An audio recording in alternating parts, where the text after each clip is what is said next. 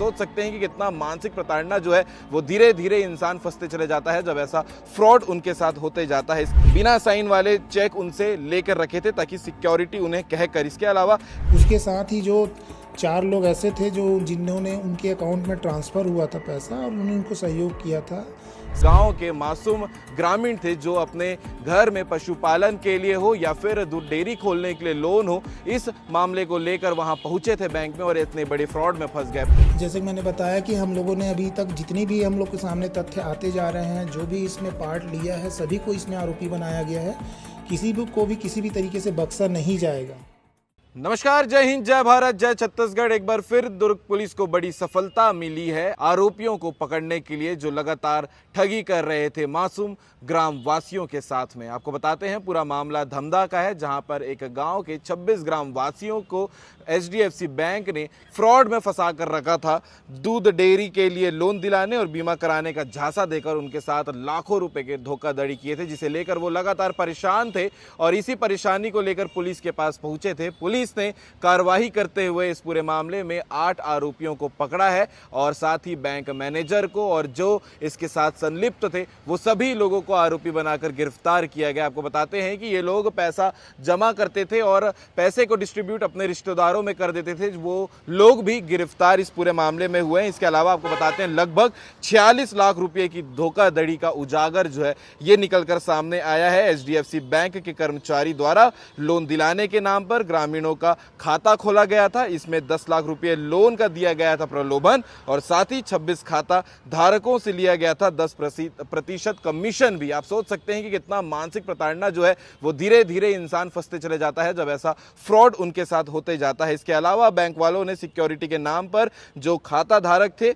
उनसे साइन करवा कर जो है बिना साइन वाले चेक उनसे लेकर रखे थे ताकि सिक्योरिटी उन्हें कहकर, इसके अलावा चेक के माध्यम से निकाली गई लाखों की रकम है और रकम को अपने रिश्तेदारों और परिचितों के खाते में ट्रांसफर भी कर दिया गया है। इस पूरे मामले में पुलिस ने 8 आरोपियों को गिरफ्तार किया है, जिसमें कल गिरफ्तार किए गए थे विकास सोनी और मधु पटेल, जो आपको तस्वीर में नजर आ रहे होंगे। इसके अलावा बाकी 6 आरोपी के नाम भी आपको बताते हैं। भागवत ठाकुर 65 साल के हैं, हरिवंश चंद यादव जो 35 साल के, मुकेश पटेल 25 साल, बी ईश्वर राव 38 साल और जवाहर सोनी 60 साल, हेमंत सिन्हा 28 साल। ये लोग गिरफ्तार हुए हैं। दुर्ग पुलिस ने इन्हें गिरफ्तार किया है और अब जो है कोर्ट में पेश करके जल्दी इन्हें जेल भी भेज दिया जाएगा। आप सोचिएगा कि लोग किस प्रकार से प्रलोभन में आकर कैसे किसी फ्रॉड में फंस जाते हैं। वैसे ही एक गांव के मासूम ग्रामीण थे जो अपने घर में पशुपालन के लिए हो या फिर दूध डेयरी खोलने के लिए लोन हो, इस मामले को लेकर वहां पहुंचे थे बैंक में और इतने बड़े फ्रॉड में फंस गए। पुलिस ने इन्हें पकड़ लिया। आगे अब सुनिएगा इस पूरे मामले की कार्रवाई को लेकर दुर्ग ग्रामीण के एडिशनल SP क्या कह रहे हैं, अभिषेक झा, और इस पूरे मामले को लेकर आप क्या कहना चाहेंगे कमेंट करके जरूर बताइएगा।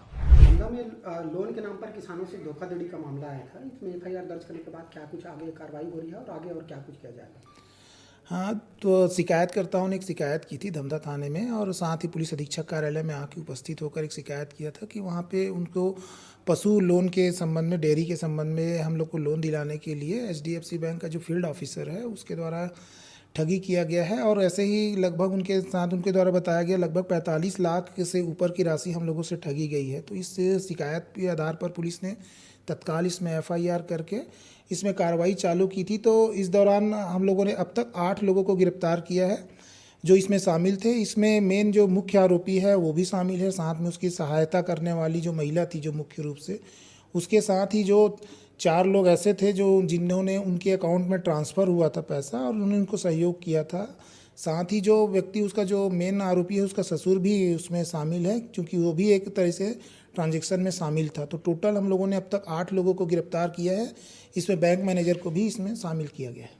सर, इसमें क्या आगे भी एक्शन देखने को मिलेगा कि इसमें और किस तरह से कड़ी जुड़ सकती है, अन्य लोग और किस तरह का? जैसे कि मैंने बताया कि हम लोगों ने अभी तक जितनी भी हम लोग के सामने तथ्य आते जा रहे हैं, जो भी इसमें पार्ट लिया है, सभी को इसमें आरोपी बनाया गया है। किसी भी को भी किसी भी तरीके से बख्शा नहीं जाएगा। सर, बैंक मैनेजर का रोल इसमें कैसा है? बैंक मैनेजर का ऐसा है कि जब इनके फील्ड ऑफिसर जो मुख्य आरोपी है इसको गिरफ्तार किया गया तो जब इससे पूछताछ की गई तो ये इसने बताया है कि इनकी सहमति से और इनके साथ इनका जो भी ठगी होता था उसके रकम में ये पार्टनर होते हैं। बैंक का टीम वर्क था। हाँ, टीम वर्क था एक तरह से। उनके साथ उसका वो समझौता एक तरह से बोल सकते हैं, या एक तरह से क्राइम का वो पार्टनर था। उनको बहकावे में कैसे आ जाते हैं सर, क्योंकि काफी हाँ, जैसे कि गांव में कोई भी लाभान्वित करने वाली सरकार की योजनाएं हैं, उसके संबंध में क्या है, बहुत सारी चीज़ें जो सरकार जो है वो सब्सिडी अलाउ करती है। तो गांव में जाके इन्होंने बताया कि डेयरी के प्रति गाय के संबंध में उनको कुछ पैसे जैसे लोन मिलेगा, और लोन के साथ ही उनको एक सब्सिडी भी मिलेगी। तो इसी भावना में आकर के जो गांव के लोगों ने इसमें अपनी सहमति प्रदान की, और सहमति प्रदान करने के बाद इन लोगों से शुरू में 10-10 हज़ार रुपये लिया गया। उसके साथ ही प्रोसेसिंग फीस के नाम पर से उनसे चेक लिया गया दस्तखत कराकर। तत्पश्चात जो अकाउंट में जब पैसा आया तो उस समय जो प्रोसेसिंग फ़ीस के नाम से जो चेक लिया गया था, उस चेक को इन्होंने अपने नाम से विड्रॉल कर लिया। जो उनके अकाउंट में राशि आई थी उसको उस नाम से विड्रॉल किया, और विड्रॉल करके अपने जो सगे संबंधी जिनको कि हम लोगों ने भी गिरफ्तार किया, उनके अकाउंट में वो ट्रांजैक्शन किया गया, जिस कारण से वो पैसा जो है उनके खाते में ना रह के अपने जो पहचान वाले हैं, जो सगे संबंधी के अकाउंट में इन्होंने ट्रांसफ़र किया। इससे कि ये जो है ठगी के केस में ये सामने आया है बात। सर, आने वाले समय में और लोग ऐसे फ्रॉड में ना फंसे, उनके लिए अवेयर मैसेज। जैसे मैंने पूर्व में भी एक बात बोली थी कि सरकार बहुत सारी जो है वो आम ग्रामीणों और किसानों को लाभान्वित करने की योजनाएं बना रही है, और लोगों को उसके संबंध में जागरूक भी कर रही है। तो ये हम लोगों का कर्तव्य भी है कि ऐसे किसी भी व्यक्तियों पर भरोसा ना करें। अगर ऐसा किसी प्रकार की जो बेनिफिट करने वाली जो योजना बताई जाती है, तो ग्राम पंचायत है या जनपद पंचायत है जो सबसे अच्छी जगह होती है, जहाँ पे जा कर के इन योजनाओं के बारे में पूर्णतः तथ्यात्मक जानकारी लिया जा सकता है। तत्पश्चात ये इस संबंध में कोई कार्रवाई इनको करनी चाहिए।